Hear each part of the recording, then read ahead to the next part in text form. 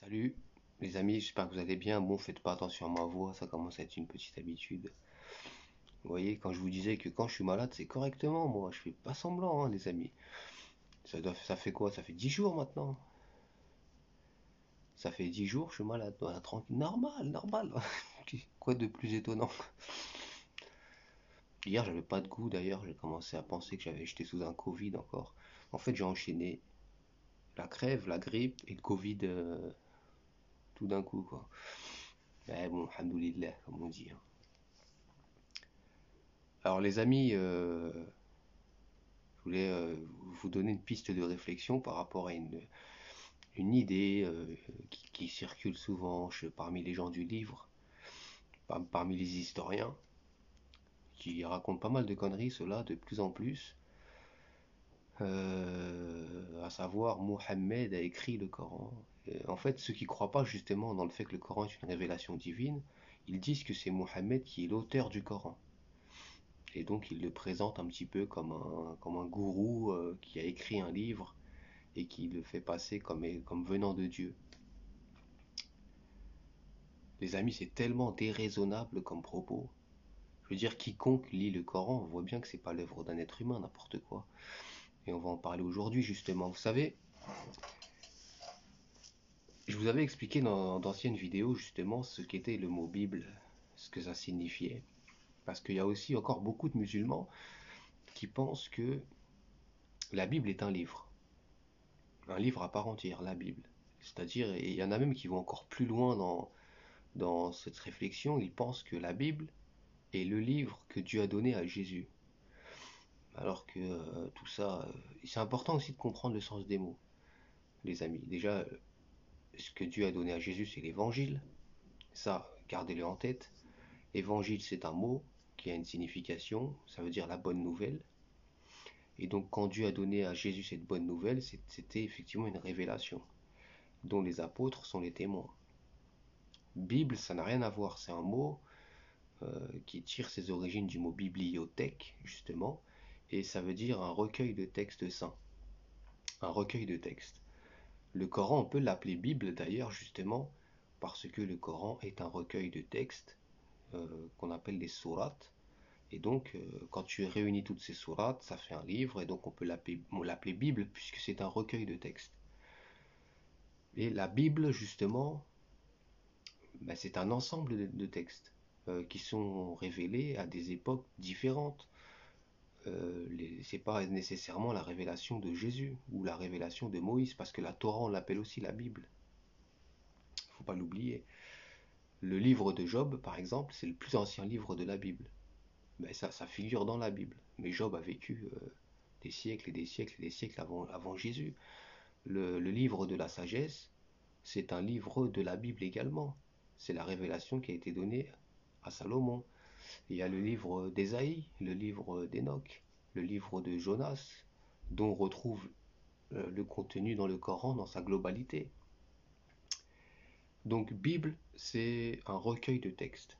Et dans la Bible, il y a une quantité de livres qu'on attribue à des prophètes justement par inspiration divine.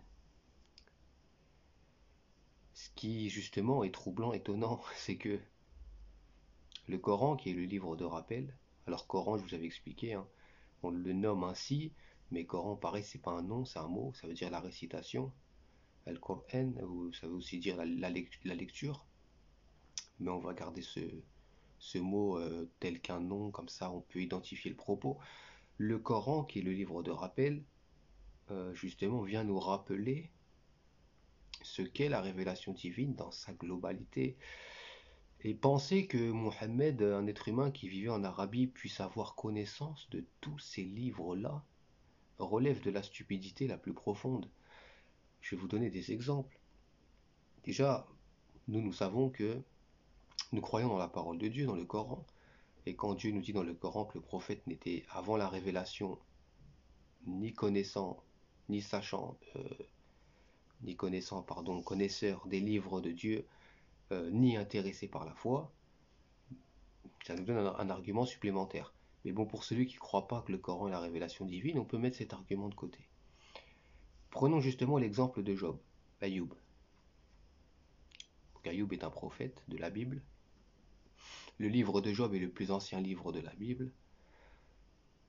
Le Coran nous parle de Job justement. Il nous donne peu d'informations, mais le peu d'informations qu'il nous donne, ce sont des informations qui sont concordantes avec le livre de Job, notamment qu'il a été patient dans les épreuves, frappé par le mal de Satan, etc. Donc, déjà, le prophète, s'il est l'auteur du Coran, de sa propre tête, ça voudrait dire qu'il connaissait le livre de Job, puisque le Coran nous raconte une partie de la vie de Job. Or, le livre de Job est écrit en hébreu. Il est très très très difficilement trouvable en Arabie à l'époque. Donc connaître la vie de Job, déjà, pour un homme qui vit en Arabie, qui n'est pas intéressé par les textes de Dieu ni par la foi, déjà en soi ça reste une prouesse. Mais continuons dans ce schéma. Cet homme-là, en Arabie, a eu un coup de chance. Il est tombé un jour sur un manuscrit qui parlait de Job, qui connaît l'histoire de Job. Mais il connaît également l'histoire de Noé, qui a une époque encore différente, qui est contenue dans des livres qui sont différents. Plus rien à voir avec le livre de Job. Il connaît l'histoire d'Abraham, encore une autre époque. Une histoire contenue dans encore d'autres livres. Il connaît l'histoire de Jonas, qu'on trouve dans le livre de Jonas, dans la Bible justement, encore une autre époque, un autre langage. Ça commence à faire beaucoup pour un homme en Arabie, qui parle essentiellement l'arabe, qui vient déjà te raconter tous ces récits-là, qui tous figurent dans des révélations différentes, des livres différents, dans des langages différents. En Arabie, moi j'appelle ça une sacrée prouesse quand même. Mais cet homme-là a aussi des informations plus détaillées.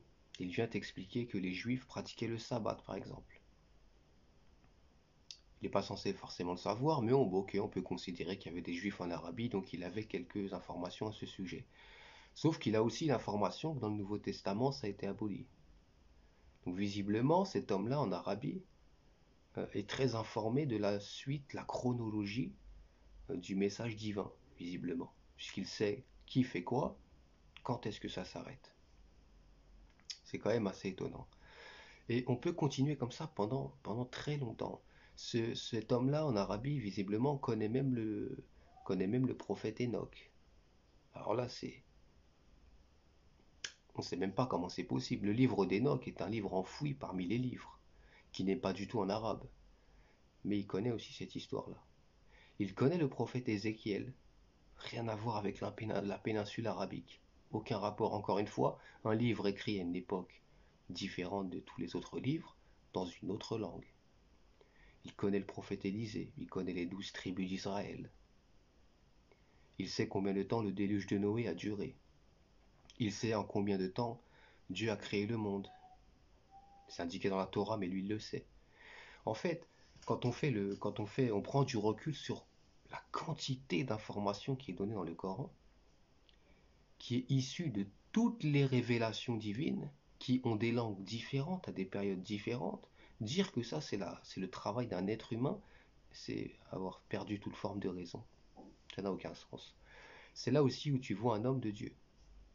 Tu reconnais un véritable prophète ou un véritable messager. Parce que c'est pas un travail humain.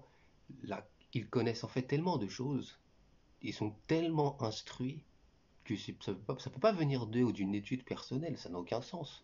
Ça voudrait dire qu'ils parlent le grec, parlent l'hébreu, parlent l'araméen, et il a même des notions de latin très très très anciens. Et il les parle très bien visiblement parce qu'il a consulté les livres dans leur globalité et il t'en a fait un résumé extrêmement précis. Un homme qui vivait sous les tentes en Arabie Saoudite, enfin dans la péninsule arabique. Les amis, c'est vraiment nul n'est plus sourd que celui qui ne veut pas entendre, comme on dit.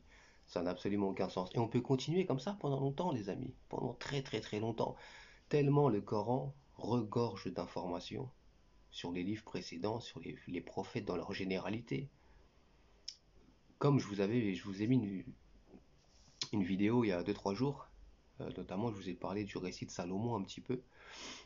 Je vous avais expliqué un petit peu gros en résumé le cheminement du prophète Salomon par rapport à ses épreuves dans l'argent, etc.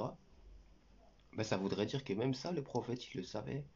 Mais pour savoir ça, il aurait fallu que le prophète consulte dans sa totalité le livre de la sagesse qui est attribué à Salomon, ou le livre des chroniques. Mais c'était pas en arabe. C'est du grec, c'est de l'araméen, c'est de l'hébreu. Comment le prophète avait cette bibliothèque dans la tête? D'autant de livres dans qui sont dans des langues tellement différentes, à des périodes tellement éloignées les unes des autres.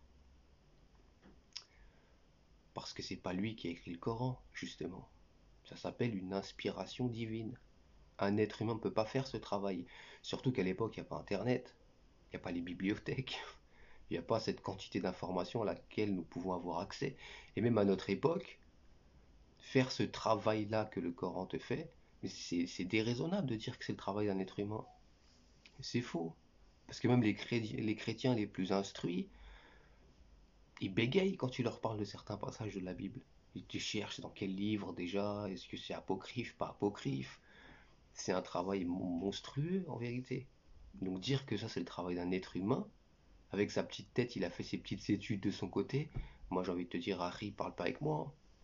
Tu vas trop loin dans ta folie, ça n'a plus aucun sens. Donc non, le prophète parlait pas grec, parlait pas hébreu, parlait pas l'araméen et n'avait pas accès à tous ces livres-là. Donc dire que ça c'est l'œuvre du prophète, de sa petite tête à lui,